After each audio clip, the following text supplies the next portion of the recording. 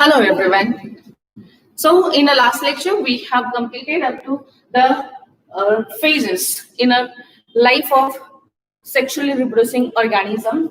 The first one, there are in sexually reproducing organism, there are two phases. One is juvenile phase, and the another one is the reproductive maturity phase. So related with the juvenile phase, this phase is especially dealing with the physical growth. Okay, this only dealing with the physical growth, and it starting from the birth up to the when the person get matured, up to the age of maturity, or up to the age of, rather than maturity, we can say it as a puberty, towards the goes to, especially it is dealing with gaining the sexual maturity. Sexual maturity, the animal get mature sexually. Okay, that means it starts producing gametes. Okay, and able to form their young ones, and the organs are also ready to conceive in case of female. So these are the two phases in a reproductive life, especially not in a reproductive life, in sexually reproducing organism. These are the two main phases, right? Then when they started, what are the events in sexually reproducing organisms in their life parts? The first one is a pre-fertilization.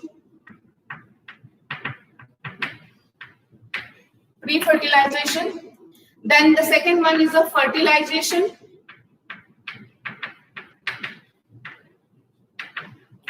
Okay, the second one is a fertilization, and the third one is a post-fertilization.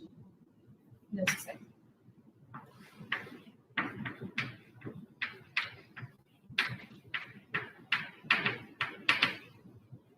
Okay, so the events are divided into three: pre-fertilization, fertilization, and post-fertilization. So during pre-fertilization, आता या pre-fertilization मध्ये काय होतं की ज्या वेळेस at the age of puberty,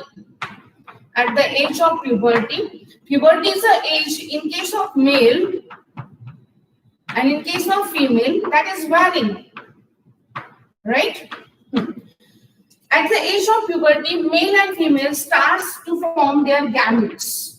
त्यांच्या sex सेलच्या काय आहे त्याला आपण काय म्हणतो, गॅमेट्स फॉर्मेशनला सुरुवात केली जाते.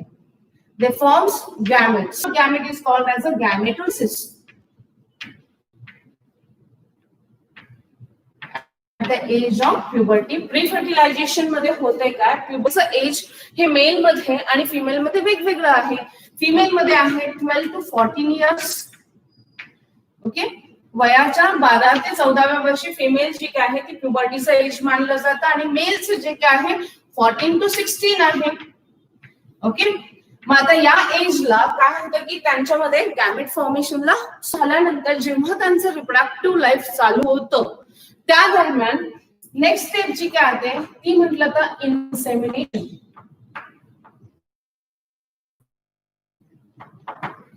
आता इन्सेमिनेशन म्हणजे काय, withdrawal of semen into the female, or shedding of the semen into the female reproductive tract. Okay, reproductive behavior च्या दरम्यान जे काही सीमेन सॅम्पल असेल ते फिमेलच्या रिप्रोडक्टिव्ह ट्रॅक मध्ये शेड केलं जातं, त्याला म्हटलं जातं इन्सेमिनेशन. ओके, आता त्यानंतर इन्सेमिनेशन झाल्यानंतर आता फर्टिलायझेशन होतं. फर्टिलायझेशन ही जी काही प्रोसेस आहे त्याच्यामध्ये काय होतं, फ्युजन ऑफ गॅमेट्स.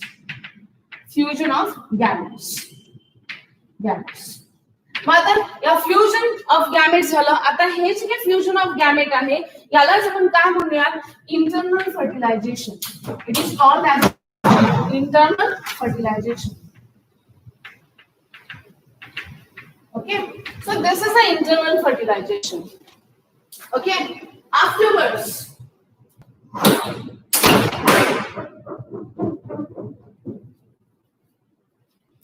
आता इंटरनल फर्टिलायझेशन झाल्यानंतर की इथे फॉर्म केलं जातं काय, zygote. Here is the formation of zygote. Fusion fusion of gamete form a zygote. Zygote तयार झाल्यानंतर फर्दर जे काही येतं ते embryo formation, or it is called as embryogenesis, formation of embryo. आणि त्यानंतर याच एम्ब्रियोची डेव्हलपमेंट जी काय असते ती डेव्हलपमेंट जी काय आहे ती जस्टेशन पिरियड किंवा त्याला आपण काय म्हणतो pregnancy period, gestation period. Okay, gestation period मध्ये होतीये. आता म्हणजे कन्सिव्ह केलं जातं आणि त्यानंतर ऑपरेशन ते काय स्पेशली की इंटरनल फर्टिलायझेशन होत असताना झायगोट तयार केला जातो, त्यानंतर एम्ब्रियो तयार होतोय आणि त्यालाच आपण काय म्हणतो प्रेग्नन्सी किंवा काय म्हणतो आपण gestation. After completion of gestation, आता या जस्टेशनचं कम्प्लिशन झाल्यानंतर येते ते काय next event is a parturition, delivery. आता पार्च्युरेशन झाल्यानंतरचा पण चेंज आहे तो म्हटलं तर पोस्ट पार्च्युरेशन. पोस्ट पार्च्युरेशन,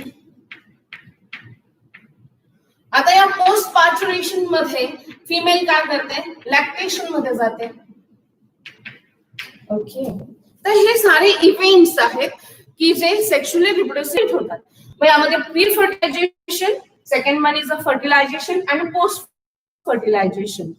Okay, यामध्ये pre-fertilization involves gamete formation, while fertilization involves insemination and the fusion of gamete, while the formation of post-fertilization involved the formation of zygote, embryo formation, embryogenesis, the complete gestation period, and after that it also involved parturition. And during this parturition, there are so many hormonal hormones are also involved in it. Okay, and after that, the last one is the lactation after parturition. So these are the events events in a reproductive sexually reproducing organisms, right? Then the next point we are going to start in our today's lecture, that especially आता यामध्ये आपण जर पाहिलं season breeding pattern, some are. Next one breeding pattern.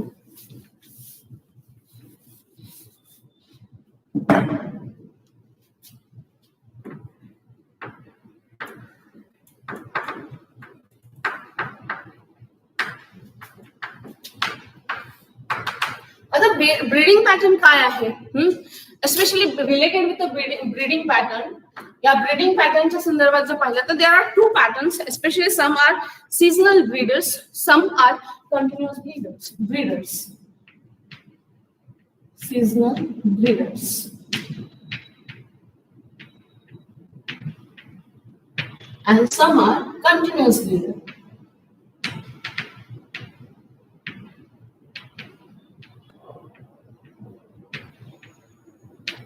What do you mean by seasonal breeders?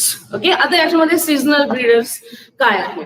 आता यांच्यामध्ये काय की seasonal breeders मध्ये sexual interest and behavior is expressed in a particular season. Okay, म्हणजे त्यांच्यामध्ये जो काही सेक्शुअल इंटरेस्ट असेल किंवा बिहेवियर जे काही असेल ते ठराविकच पिरियड मध्ये काय होतं एक्सप्रेस केलं जात आहे. त्याला आपण काय म्हणणार seasonal breeders. These are called as a seasonal breeders. Okay, आता याच्यामध्ये those the female from the seasonal breeder shows oestrus cycle. त्यांच्यामध्ये कोणतं सायकल दाखवलं जातं इस्ट्रस सायकल. म्हणजे आता हे जे काय आहे हे डिपेंड्स ऑन की बाबा ब्रीडिंग पॅटर्न कशावरती डिपेंड आहे की त्यांच्यामध्ये सेक्शुअल इंटरेस्ट आणि बिहेवियर कधी दाखवलं जातं यावरती ते डिपेंड केलं जातं. ओके, म्हणजे सम ॲनिमल्स वर्षातून एकदा किंवा दोनदाच काय दाखवतात की त्यांचा ब्रीडिंग सीझन येतो. ओके, काही ॲनिमल्स मध्ये तर जसं की ह्युमनच्या बाबतीत जर आपण पाहिलं तर ह्युमन हा कंटिन्युअस ब्रीडर आहे. ओके, मग यामध्ये आपण सीझनल ब्रीडर मध्ये इस्ट्रस सायकल दाखवलं जातं. इस्ट्रस सायकल. ओके, आणि त्याच दरम्यान ती काय दाखवते की तिचा तो सीझनल ब्रीडिंगचा टाइम असेल. ओके, त्या दरम्यान तिच्याकडनं रिप्रोडक्टिव्ह किंवा सेक्शुअल इंटरेस्ट तिच्यामध्ये डेव्हलप होईल आणि त्याचबरोबर ती ते बिहेवियर पण एक्सप्रेस करेल. क्लिअर? मग असेल, काऊ असेल, कॅट असेल, तर हे जे काय आहेत हे सीझनल ब्रीडर्स आहेत. ओके, आणि दुसरं म्हटलं तर काय, कंटिन्युअस ब्रीडर्स मध्ये जर आपण विचार हे जर आपण पाहिलं तर प्रत्येक महिन्याला फिमेल जेव्हा ती प्युबर्टीच्या एजला येते अप टू हर मेनोपॉज पर्यंत, म्हणजे ड्युरिंग रिप्रोडक्टिव्ह लाईफच्या दरम्यान एव्हरी मंथ म्हटलं तर ती फिमेल ओव्हुलेट होते. त्याच्यामुळे आपल्यामध्ये जे काही मानलं जातं ते कोणतं असेल, आपण कशामध्ये येतो, ह्युमन कंटिन्युअस ब्रीडर्स मध्ये येतो. ठीक आहे, so these are the breeding patterns, these are 2-1. Okay, then the next one. आता याच्यामध्ये आपण खास करून काल एक थ्योरी तुमच्यासाठी ठेवली होती की बाबा प्रत्येकाला असं जाणवतं की आपल्यामध्ये जे बदल होत आहेत, what are the changes occurs during puberty. प्युबर्टीच्या एज मध्ये आपल्यामध्ये चेंजेस होतात. आता हे चेंजेस होतात कसे, किंवा व्यक्ती हा प्युबर्टीच्या एजला येतो कसं, किंवा आपण ठराविक एज नंतर एजिंग प्रोसेस आपल्यामध्ये स्टार्ट कशी होते, तर हे जे काय आहे दॅट इज ऑल हार्मोनल. हे सगळं सगळं अंडर कंट्रोल ऑफ हार्मोन्स आहेत. आता जे मी काही सांगणार आहे त्याचा पुढे आपल्याला रेफरन्स आहेच आहे, पण आता let's solve our theory first. आपण आपली थ्योरी जी काय आहे ती सॉल्व्ह करून घेऊया. मग ह्याच्यामध्ये जर आपण पाहिलं तर especially our hypothalamus which is a part of our brain, की जो आपल्या ब्रेनचा पार्ट आहे, राईट, की याचा महत्वाचा रोल येतो related with our emotions and all the feelings. Okay, म्हणजे जे काही रेग्युलेट केलं जाणार आहे ते आपलं हायपोथॅलॅमस रेग्युलेट करणार आहे, की जे ब्रेन मध्ये आहे, सेंटर ऑफ इमोशन म्हणूयात आपण त्याला. तर ते कुठे आहे, हायपोथॅलॅमस मध्ये. आता हायपोथॅलॅमस जे काय आहे तर या हायपोथॅलॅमसलाच अटॅचमेंट, आता suppose this is our hypothalamus, याच हायपोथॅलॅमसला अटॅचमेंट जी काय आहे ती आपल्या पिट्युटरी ग्लँडची आहे. So this is our pituitary Gland. Okay, समजून घ्यायचंय. हा पार्ट आपल्या बुक मध्ये असा मेन्शन केलेला नाहीये, बट आय एम एक्सप्लेनिंग की हे जर तुमच्या लक्षात आलं तर पुढे फिमेलचं मेन्स्ट्रुअल सायकल आहे त्याही दरम्यान तुमच्या हे लक्षात येईल. आता हा जो काही रिजन आहे याला आपण काय म्हटलं, हायपोथॅलॅमस. हायपोथॅलॅमस. आता हे हायपोथॅलॅमस ज्या वेळी आपण प्युबर्टीच्या एजला येतो त्या दरम्यान हे काय रिलीज करतं, GnRH, गोनॅडोट्रोपिन रिलीजिंग हार्मोन. नाव काय याचं, गोनॅडोट्रोपिन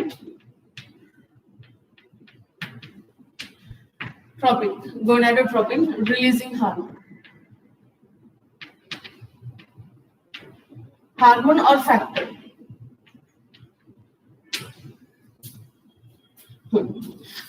की हा स्पेशली गोनॅड्स वरती काम करणार आहे. आता गोनॅड्स म्हणजे काय तेही आपण पाहणार आहोत आता नेक्स्ट जस्ट पुढच्या पार्ट मध्ये. आता याच्यामध्ये GnRH जो काय आहे हा काय केला जातो, इथे जे काही न्यूक्लियाय असतात त्या न्यूक्लियाकडनं रिलीज केला जातो. हायपोथॅलॅमस मध्ये त्याचं सीट आहे. ओके, त्याच्याकडनं तो काय केला गेला, रिलीज केला गेला. And it goes to anterior pituitary. तो गेला कुठे, आपला पिट्युटरी ग्लँड. ही this gland is a pituitary Gland.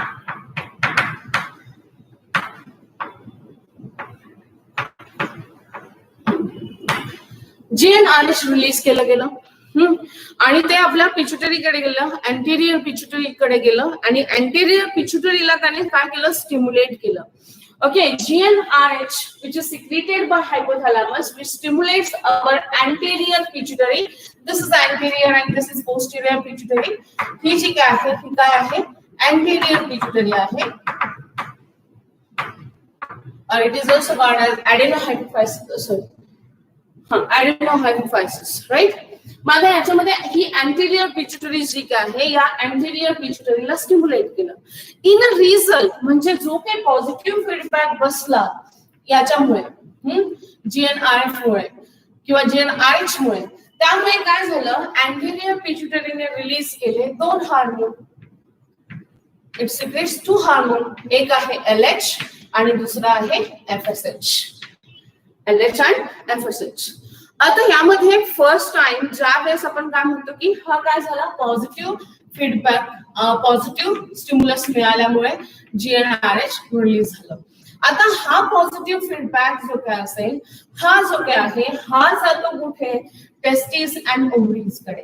कुठे जाणार आहे हा रिलेटेड विथ द टेस्टिस. आता हे काय आहे testis is a yes testes are male gonads and ovaries are female gonads. Male gonads. आणि हे काय आहे तर फिमेल गोनॅड्स. बरोबर फिमेल गोनॅड्स. ओके आता याच्या सिक्रेशनमुळे झालं काय FSH आणि LH सिक्रेशनमुळे झालं काय की एस्पेशली म्हणजे it secretes FSH and LH. आता हे सिक्रेशन जे काय आहे हे सिक्रेशन झाल्यामुळे की यांचा इम्पॅक्ट जो काय आहे या दोनही वरती आला टेस्टिस अँड ओव्हरीज वरती. आणि त्याच्याने झालं काय this testis as well as ovaries are starting producing their hormones की ज्याला सेक्स हार्मोन असं म्हटलं जातं. काय फॉर्म केलं जाणार आहे सेक्स हार्मोन. आता हे सेक्स हार्मोन कोणते आहे तर मेलचा जो काही सेक्स हार्मोन आहे इट इज कॉल्ड ऍज की जो टेस्टिस कडनं सिक्रेट केला जातो कॉल्ड ऍज टेस्टोस्टेरॉन. तो काय आहे टेस्टोस्टेरॉन आहे. आणि ओव्हरीज कडनं जो काही तयार केला जातो तो दोन आहेत. एक आहे इस्ट्रोजन आणि दुसरा आहे तो प्रोजेस्टेरॉन. ओके एक आहे इस्ट्रोजन आणि दुसरा आहे प्रोजेस्टेरॉन. असे दोन हार्मोन ओव्हरीज तयार करते. याला ओव्हॅरियन हार्मोन असं म्हटलं जातं, याला टेस्टिक्युलर हार्मोन असं म्हटलं जातं. आणि यांना एक टर्म कॉमन टर्म वापरली जाते ती सेक्स हार्मोन किंवा अँड्रोजेनिक हार्मोन्स. ओके की जे एस्पेशली रिलेटेड आहेत की जे गोनॅड्स कडनं किंवा sex organs primary sex organ जे काय आहेत म्हणजे टेस्टिस आणि ओव्हरीज कडनं रिलीज केले जातात. क्लिअर झालं इथपर्यंत. आता त्यानंतर काय होतं की ज्यावेळी आणि मग आता त्याचं सिक्रेशन झाल्यामुळे होते काय सेकंडरी सेक्शुअल कॅरेक्टरिस्टिक्स जे काय आहेत ते secondary sexual characteristics male as well as female दाखवायला सुरुवात करते. क्लिअर झालं. आता याच्यामध्ये काय होतं की आता रेग्युलेशन पण कसं केलं जातं त्याचं काम. ज्यावेळेस टेस्टोस्टेरॉनचं प्रमाण जे काय आहे ते जास्त होतं as well as estrogen and प्रोजेस्टेरॉनचं प्रमाण जेव्हा जास्त होतं त्यावेळेस काय होतं की त्याचं ब्लड मधनं हा निगेटिव्ह फीडबॅक जो काय आहे हा बसतो कुठे अँटेरियर पिट्युटरीकडे पहिल्यांदा बसेल. इकडनं पण पुढे बसणार हा अँटेरियर पिट्युटरीकडे बसेल. हा कोणता आला निगेटिव्ह फीडबॅक आला. हा कोणता फीडबॅक आला निगेटिव्ह फीडबॅक आला की जेणेकरून आता काय करायचं की याचं सिक्रेशन थांबवायचंय कमी करायचंय. मग हा निगेटिव्ह फीडबॅक बसला आणि मग हाच निगेटिव्ह फीडबॅक अगेन की कुठे जातोय तर हायपोथॅलॅमस कडे जातोय. हा निगेटिव्ह फीडबॅक इकडनं देखील हायपोथॅलॅमस कडे जातोय आणि हा जेव्हा निगेटिव्ह फीडबॅक बसतो त्यावेळेस GnRHच्या ऐवजी रिलीजिंग हार्मोन आहे ना तर तिथे इनिबिटिंग हार्मोन सिक्रिएट केला जातो. येते का लक्षात की फिमेल मध्ये आपण जे काय पाहतो की फिमेल मध्ये जे काही आपलं लाईफ स्पॅन रिप्रोडक्टिव्ह लाईफ आहे ते ठराविक एज पर्यंतच मर्यादित असतं. At the age of puberty female मध्ये इस्ट्रोजन अँड प्रोजेस्टेरॉन सिक्रिएट झालं. बरोबर कळतंय ना काय सांगतेय. आणि त्यामुळे तिच्यामध्ये शारीरिक बदल झाले, तिच्यामध्ये मेन्स्ट्रुअल सायकल चालू झालं आणि त्यानंतर ती फर्दर ऑन कन्सिव्ह करते, प्रेग्नन्सी बिअर करते. तिच्या रिप्रोडक्टिव्ह लाईफ मध्ये 1-2 प्रेग्नन्सी झाल्या आणि फर्दर ऑन नंतर काय झालं की ती तिच्या मेनोपॉज पर्यंत आली आहे. म्हणजे ऍट द एज ऑफ 45 ती जेव्हा येते त्या दरम्यान काय होतं की हा बसतो एक निगेटिव्ह फीडबॅक. आणि त्यावेळेस काय होतं की एस्पेशली GnRHचं सिक्रेशन काय केलं जातं. आता तसं फिमेलच्या बाबतीत म्हटलं तर ते महिनाभरामध्ये बऱ्याचदा बदल होत असतात, ते आपण डिटेलमध्ये पाहणार आहोत. पण ओव्हरऑल मी तुम्हाला चेंजेस सांगते म्हणून लक्षात घ्या. मग इथे काय होतं की हा एक फीडबॅक बसला आणि त्याच्याने GnRHचं सिक्रेशन थांबलं. GnRHचं सिक्रेशन थांबलं तर काय सिक्रेट केलं गेलंय GnIF. इनिबिटिंग फॅक्टर किंवा गोनॅडोट्रोपिन इनिबिटिंग फॅक्टर किंवा इनिबिटिंग हार्मोन रिलीज केला, त्याने काय केलं अँटीरियर पिट्युटरीला निगेटिव्ह फीडबॅक दिला, त्याच्याने या FSH आणि LH चं सिक्रेशन कमी झालं आणि त्यानंतर जी काय फिमेल जी काय असेल तिचं रिप्रोडक्टिव्ह लाईफ जे काय आहे नंतर ना सीज झालं, त्या दरम्यान तिचा इस्ट्रोजनची आणि प्रोजेस्टेरॉनची क्वांटिटी जी काय आहे क्वांटिटी कमी झालेली असेल आणि मग नंतर तिच्यामध्ये सिजेशन ऑफ मेन्स्ट्रुअल सायकल येतं आणि त्यानंतर ती फिमेल मध्ये फिदरॉन म्हणजे ती फिमेल आता मेन्स्ट्रुअल सायकल दाखवत नाही फिदरॉन. ओके, तर यानुसार हे चेंजेस असतात. म्हणजे रेग्युलेशन आहे. आणि मग याला काय म्हटलं जातं, तर याला म्हटलं जातं hypothalamic pituitary gonadal axis. Hypothalamus pituitary gonadal axis through हे रन केलं जातं. ओके, म्हणजे आता एक्झॅक्टली तुमच्या हे लक्षात आलं असेल की आपल्यामध्ये होणारे जे काही बदल आहेत, फॉर एक्झाम्पल की आपण जसं की लहान असताना when we are very small, त्यानंतर आपल्यामध्ये विगरस ग्रोथ झाली, ठराविक एज आलं, ठराविक एज मध्ये आता आपल्याला सेक्शुअल डायमॉर्फिक फीचर्स आपण दाखवायला सुरुवात केली. ओके, आता हे सेक्शुअल डायमॉर्फिक फीचर्स कोणते आहेत, आता यामध्ये आपण फिदरॉन तो पॉइंट पाहणारच आहोत की ह्युमन रिप्रोडक्शन मध्ये. मी इथेच कंटिन्यू करते आता ते. ओके, मग आता ते एक्झॅक्टली काय होतं पहा. Secondary sexual characteristics. आता ह्याचं सिक्रेशन टेस्टोस्टेरॉन आणि एस्ट्रोजनचं सिक्रेशन झाल्यामुळे आपल्यामध्ये होणारे बदल कोणते ते आपण समजून घेऊया. मग आता नेक्स्ट पॉइंटला आपण सुरुवात करतोय ते म्हटलं तर ह्युमन रिप्रोडक्शन. कोणता पार्ट पाहतोय, ह्युमन रिप्रोडक्शन. मग आता related with human reproduction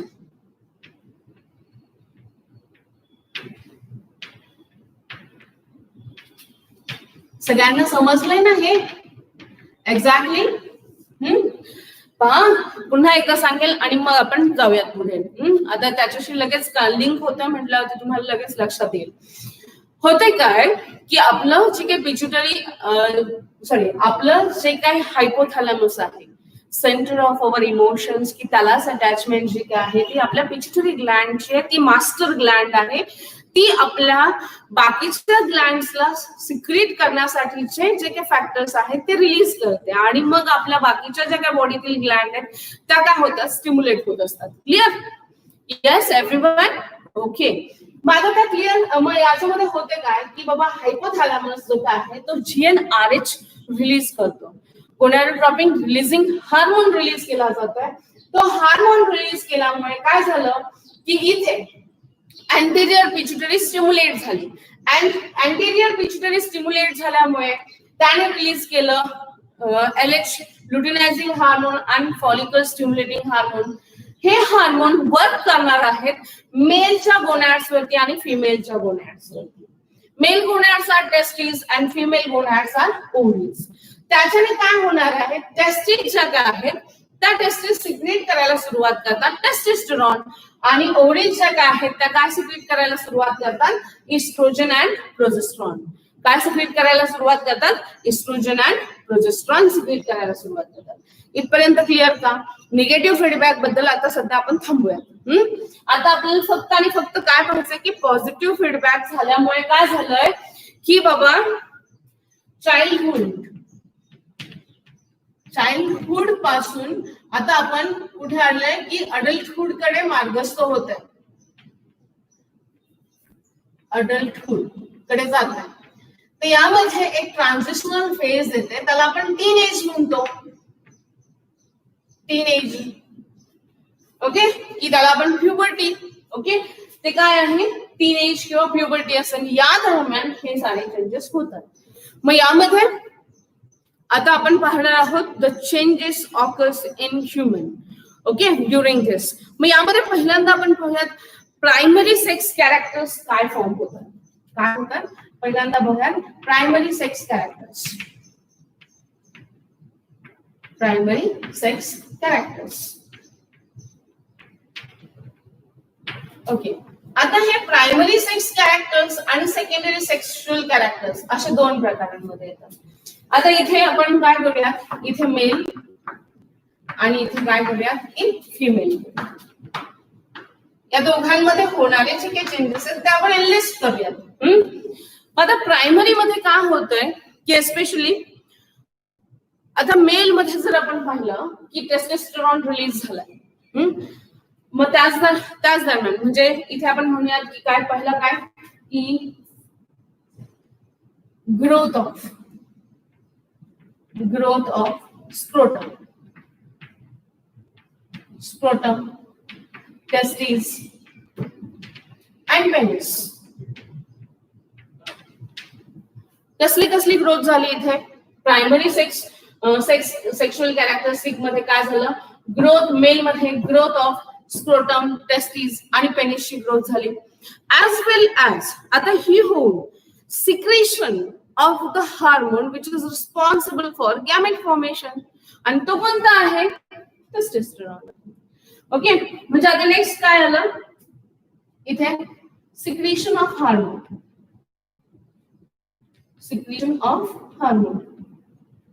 yes, आता तुम्ही सांगा कोणता हार्मोन आहे, नाव सांगा त्या हार्मोनचं. येस एव्हरीवन, त्या हार्मोनचं टेस्टोस्टेरॉन सिक्रेट झालं, आणि हा टेस्टोस्टेरॉन कशासाठी रिस्पॉन्सिबल आहे, तर गॅमेट फॉर्मेशन साठी. कशासाठी रिस्पॉन्सिबल आहे हा, म्हणजे स्पर्म प्रोडक्शन साठी. आणि त्यामुळे हा जो काही मेल आहे तो male during the age of puberty काय तयार करायला सुरुवात करणार आहे, स्पर्म प्रोडक्शनला सुरुवात करणार आहे. ठीक आहे, म्हणजे त्याच्यामध्ये सुरुवातीला काय होणार आहे की त्याच्या स्क्रोटमची, की ज्याच्यामध्ये लूज सॅक लाईक स्ट्रक्चर आहे, त्याच्यामध्ये टेस्टीज असतात, त्याचबरोबर त्या टेस्टीजचा साईज वाढणं आणि त्याचबरोबर त्याचा पेनिसचा साईज देखील वाढणं, हे जे काय असेल हे प्रायमरी सेक्शुअल कॅरेक्टरिस्टिक मेल मध्ये डेव्हलप होतं. आणि त्याच सोबतीने काय होतं की हार्मोन देखील काय केले जातात, सिक्रेट केले जातात, की ते रिस्पॉन्सिबल आहेत कशासाठी, स्पर्म प्रोडक्शन साठीचे, आणि ते कोणतं आहे, हार्मोनचं नाव काय आहे, टेस्टोस्टेरॉन. ओके, आता त्यानंतर फिमेलच्या बाबतीत, what are the changes, what are the primary sexual characteristic in a female. आता फिमेल मध्ये प्रायमरी सेक्शुअल कॅरेक्टरिस्टिक मध्ये काय होतं, increase in the size of वजायना and uterus. Okay, इथे मग फिमेलच्या पण काय की तिचा साइज इन्क्रीज होते, कसली, तर वजायना आणि युटेरसची. ओके, वजायना आणि युटेरसची साइज काय होणार आहे, तिच्यामध्ये इन्क्रीज होणार आहे. आणि त्याचबरोबर the ovaries are starting producing one hormone named as estrogen and progesterone, responsible for ova formation किंवा egg formation. आणि मग दुसरा काय असेल इथे, जो काही होणारा जो काही चेंज असेल तो काय असेल की प्रायमरी सेक्स कॅरेक्टर काय असेल. येस एव्हरीवन, इथे काय असणार आहे, formation of or synthesis of or secretion of hormone. कोणता hormone, yes, estrogen and progesterone, as I have mentioned earlier. Estrogen and प्रोजेस्टेरॉनचं काय केलं जातं, इथे फॉर्मेशन केलं जातं, आणि त्याचा रिझल्ट काय होतं की ती फिमेल जी आहे ती फिमेल ओवा प्रोडक्शनला सुरुवात करते. इथे स्पर्म प्रोड्यूस झाला आणि इथे काय तयार झाला, ओवा प्रोड्यूस झाला. तर हे काय झाले, प्रायमरी सेक्शुअल कॅरेक्टरिस्टिक्स झाले. ओके, म्हणजे ज्या वेळेस एखादा मेल आणि एखादी फिमेल ज्या वेळेस प्युबर्टीच्या एजला येते, कशी आली प्युबर्टीच्या एजला, या सगळ्या केमिकल चेंजेस मुळे काय झालं की तिच्या ओव्हरीज आणि त्याच्या टेस्टिस स्टिम्युलेट झाल्या, त्यांनी हार्मोन रिलीज केले. या हार्मोनचा इम्पॅक्ट की त्यांचे जे काही प्रायमरी सेक्स ऑर्गन आहे ऍज वेल एज सेकंडरी सेक्स ऑर्गन जे काय आहेत त्यांची काय झाली, ग्रोथ झाली. त्यांची काय झाली, ग्रोथ झाली. तर याला आपण काय म्हटलं, प्रायमरी सेक्स कॅरेक्टरिस्टिक्स. सगळ्यांच्या लक्षात आलं असेल, होप सो. ओके, आता त्यानंतर नेक्स्ट पॉइंट आपल्याला पाहायचा ते म्हटलं तर secondary sexual characteristics. Next point आपल्याला पाहायचा तो कोणता आहे, सेकंडरी सेक्शुअल कॅरेक्टरिस्टिक्स.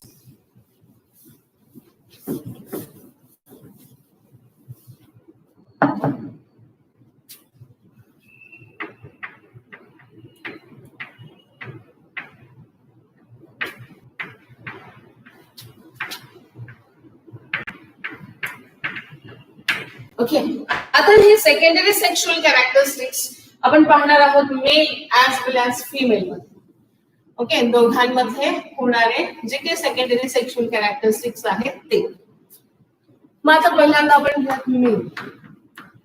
इकडे मेल आणि इकडे घेऊयात फिमेल.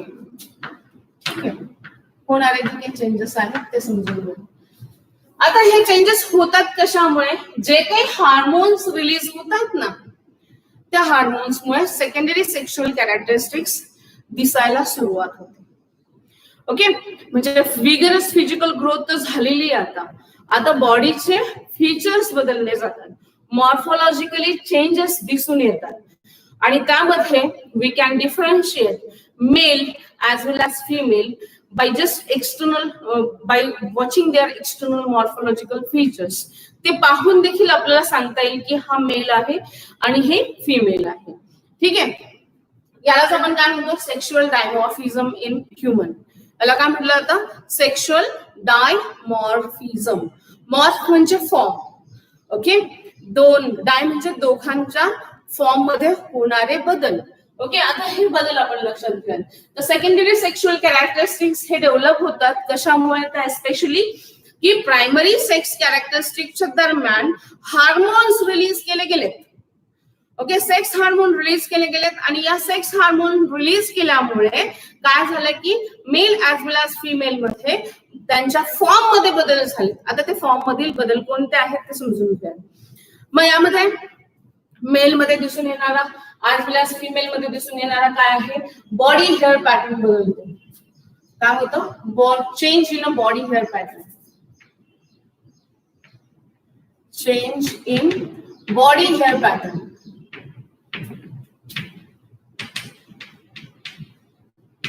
प्रिडॉमिनंटली मेल मध्ये जास्त करून दिसून येतो हा. आता बॉडी हेअर पॅटर्न बदलतो म्हणजे कशा पद्धतीने? तर यामध्ये मेल मध्ये appearance of beard and moustache. Appearance of beard and moustache. Okay, म्हणजे दाढी आणि मिशी यायला सुरुवात होते. हलकीशी एक काळी लाईन. ओके, हलकीशी एक काळी लाईन यायला सुरुवात होते. हे काय झालं? Body hair pattern. अजून कुठे? म्हणजे चेहऱ्यावरती जे काय आहेत तर तिथे काय होतं की मुळातच जी काही related with the male thickening of skin of a face होतं. मेल मध्ये जेव्हा तो सेक्शुअल मॅच्युरिटीला गेन करतोय किंवा त्याच्यामध्ये टेस्टोस्टेरॉन रिलीज व्हायला सुरुवात होतं ना, त्या दरम्यानच्या कालावधीमध्ये त्याची जी काही फेसची स्किन आहे ती थिक व्हायला सुरुवात होते. Thickening of the skin of the face and as well as appearance of beard and mustache. Okay, beard and mustache त्याला यायला सुरुवात होते. त्याचबरोबर hair appear on chest region. Okay, sometimes on back also. Hands and legs. Okay, याच्यावरचे केसांचे size देखील length जी काय आहे मेल मध्ये कंपॅरेटिव्हली वाढली जाते. ओके, त्याचबरोबर अंडर आर्म्स मध्ये अजून कुठे तर अंडर आर्म्स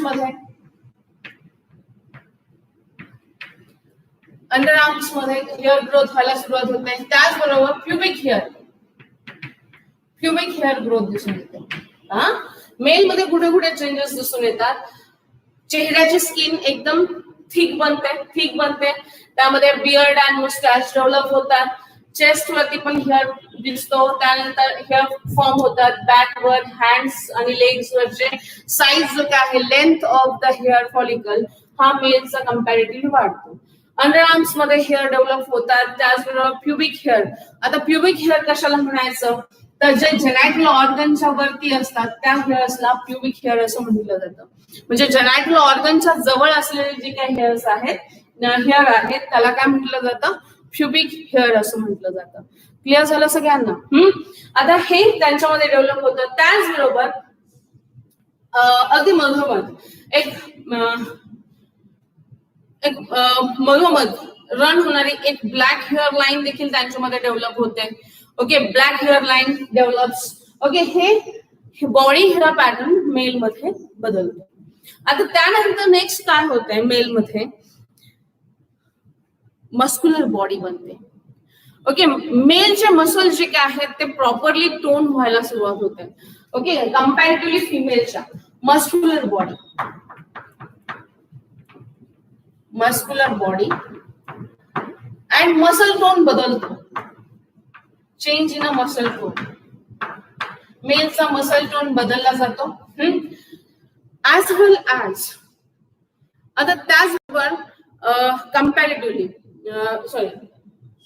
मस्क्युलर बॉडी बनली आहे, मसल टोन डेव्हलप झालाय, चेस्ट ब्रॉड होते मेलची. म्हणजे हा जो काही रिजन आहे, चेस्टचा जो काही रिजन आहे तो मेलचा काय झालेला असेल, ब्रॉड झालेला असेल. ओके, त्याचबरोबर another one, okay, enlargement of larynx. Male मध्ये काय होतं, एनलार्जमेंट ऑफ लॅरिंग्स.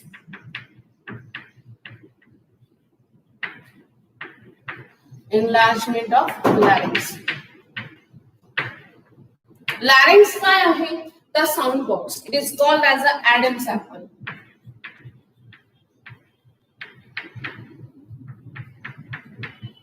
मेल मध्ये जो काय साऊंड बॉक्स आहे त्याला काय म्हटलं जातं, ॲडम्स ऍपल. जो काय आहे तो ॲडम्स ऍपल इथे काय होतं, ब्रॉड होतोय.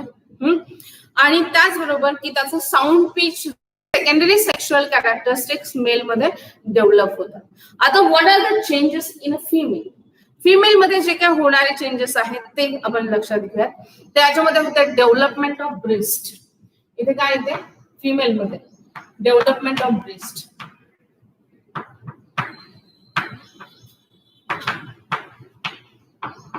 फिमेल मध्ये ब्रेस्टची डेव्हलपमेंट होते bye accumulation of fat. फॅटचं accumulation होतं फिमेलच्या बॉडीमध्ये, ब्रेस्ट मध्ये as well as heap region मध्ये फॅटचं डिपॉझिशन होत आहे. त्यामुळे बॉडी कर्वेचर फिमेलचा जो काय आहे, बॉडी फीचर्स म्हणूया, तर ते फीचर्स बदललेले दिसून येतात during the adolescence period. As well as फिमेलच्या बॉडीमध्ये देखील बॉडी हेअर पॅटर्न बदलतो. तिच्यामध्ये काय येत आहे की अंडर आर्म्स आणि प्युबिक हेअरची डेव्हलपमेंट दिसून येते. इथे female as well as mail अँड्रोजेनिक hormone किंवा सेक्स हार्मोनचं सिक्रेशन झाल्यामुळे दोघांमध्ये पण काय होत असतात की एस्पेशली ऑइलचं सिक्रेशन किंवा सिबमचं सिक्रेशन हे जे काय आहे ते वाढलं जातं. आणि the skin of both male as well as female at the adult age become more oily. ती जास्त ऑइली बनते. Okay, as well as increase in height. दोघांच्या पण हाईट मध्ये आपल्याला वाढ दिसेल. त्याचबरोबर increase in body odor. Body order देखील बदलतो आणि बॉडीवरती ऍक्ने जे काय आहे ते दिसायला सुरुवात होतात.